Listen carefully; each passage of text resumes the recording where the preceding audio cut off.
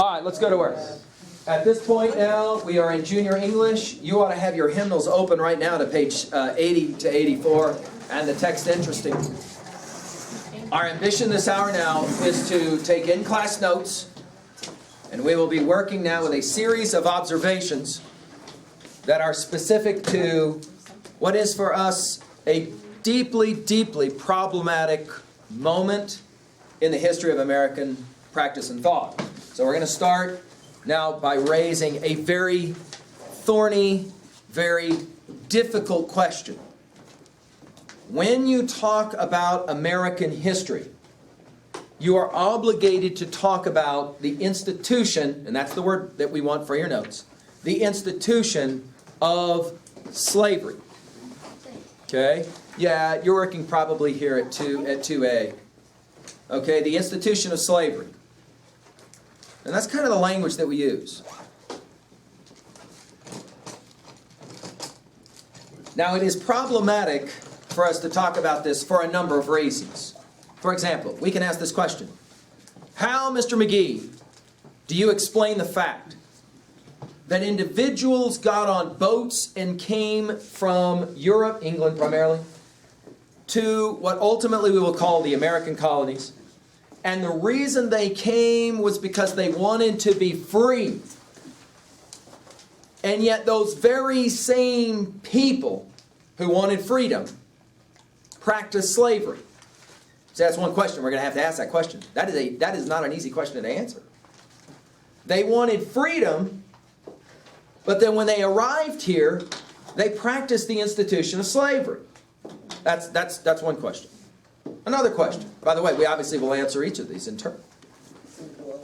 Number two, Mr. McGee, how do you account for the fact that almost all of the individuals who practiced slavery were themselves deeply, underline the word deeply, religious people?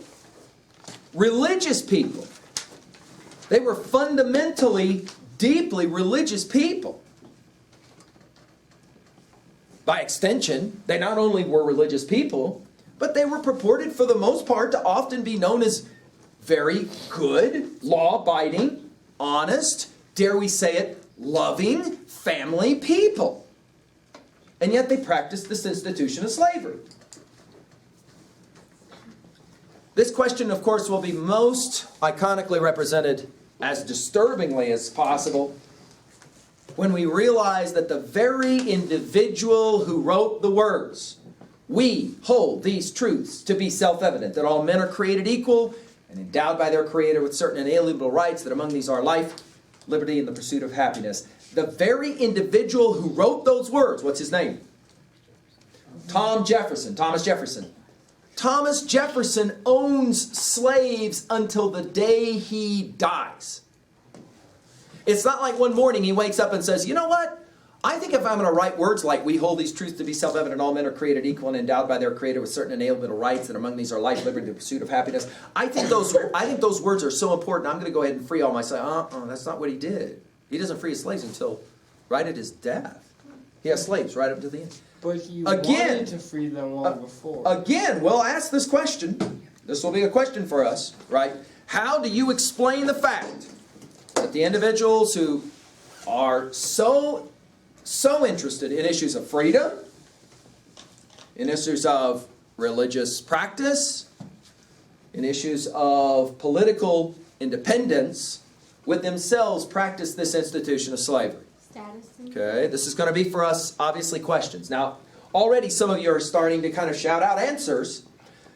I want us, however, to approach this topic with some methodology, with some orientation. And so the place that we're going to begin is actually not with American thought. We're going to be on the whiteboard, so make sure that you can see this.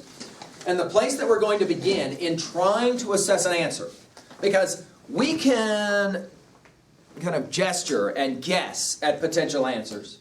All right. But I want to give you academic answers. I want to give you answers that we know have some history to them.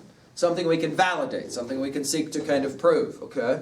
And the place that we're going to go is way, way back in time to a famous thinker called Aristotle. So for your notes, you want to write this down. Obviously, this is new information, right, for your annotations. It's not like this information was presented in the preparing to read page for interesting. So you're working on the right-hand side. I don't really care where, at any level that you want to. Probably at level 2, though.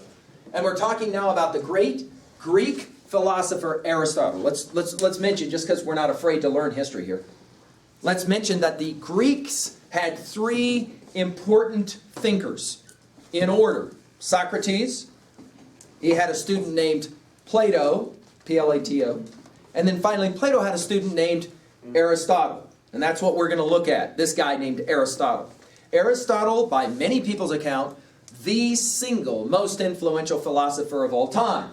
He was brilliant, and he wrote many, many really important essays.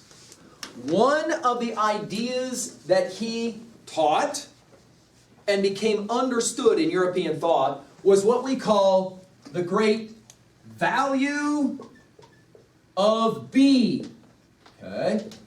Value of being. And the way he presented it was with a pyramid, kind of like this. So you can write this down in your notes as well.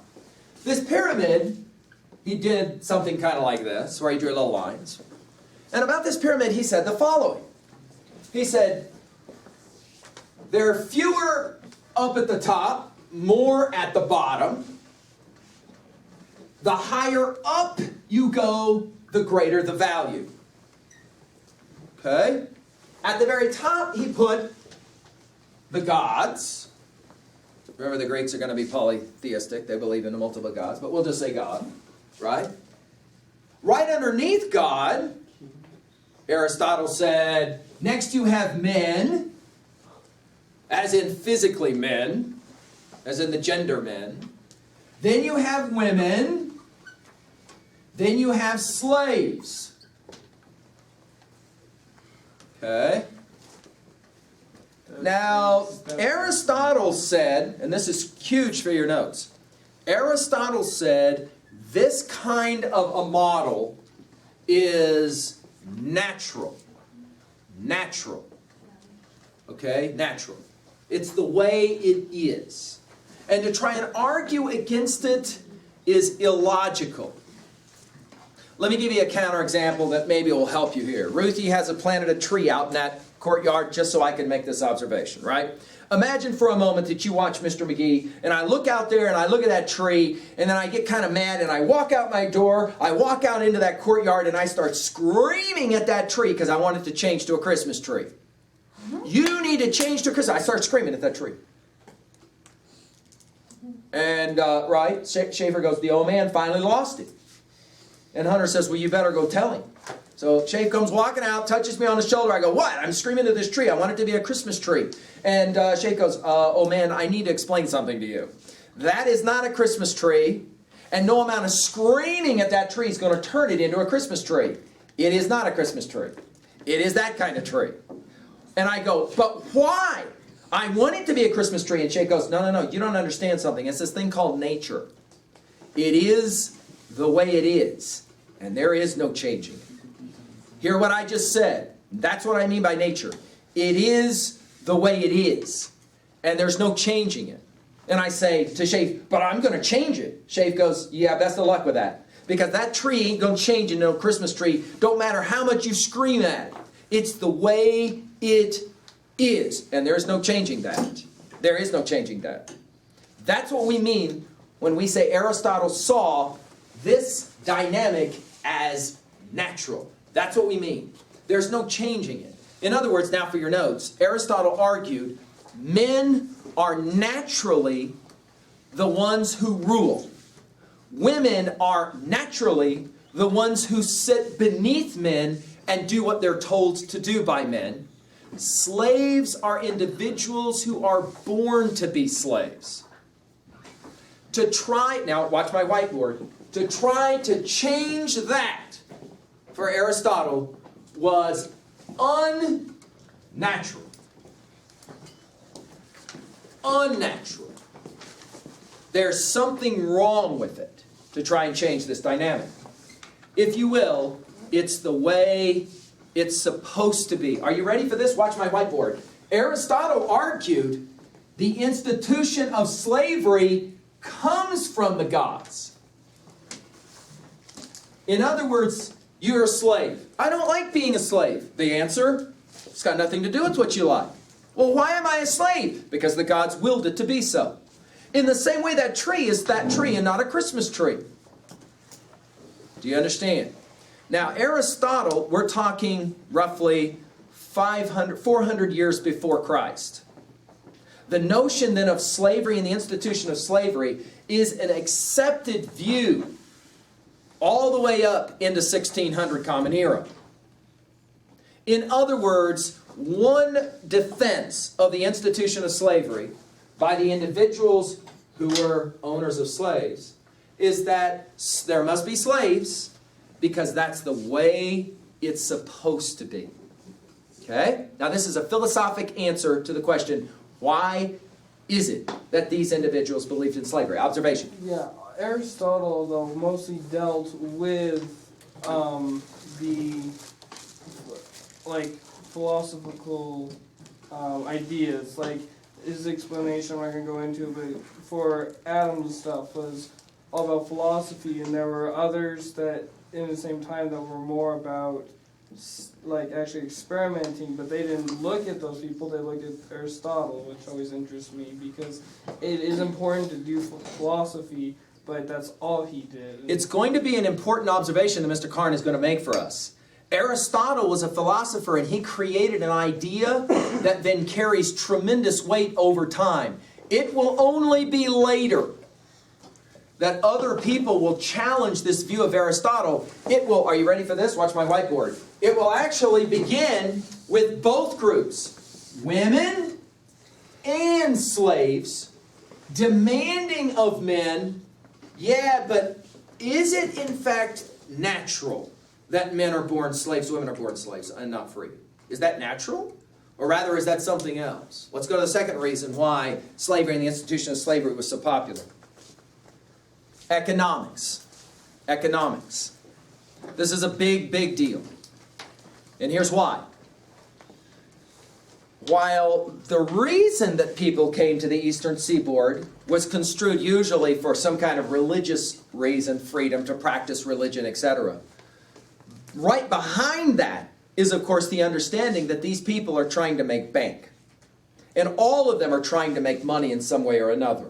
One of the primary ways they're going to make money at the eastern seaboard is to grow crops or to extract natural resources, send them back to where they came from, and then make bank. One of the primary crops that they'll begin to grow is tobacco. Another crop, cotton.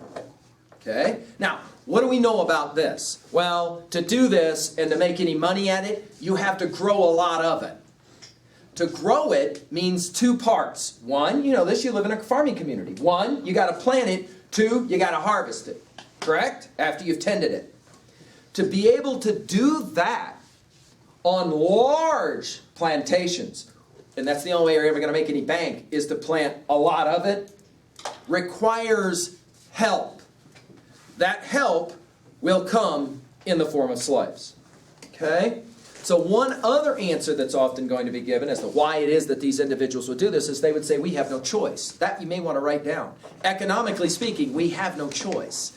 In other words, you have to have laborers to be able to grow the amount of crops necessary to make any money. Okay?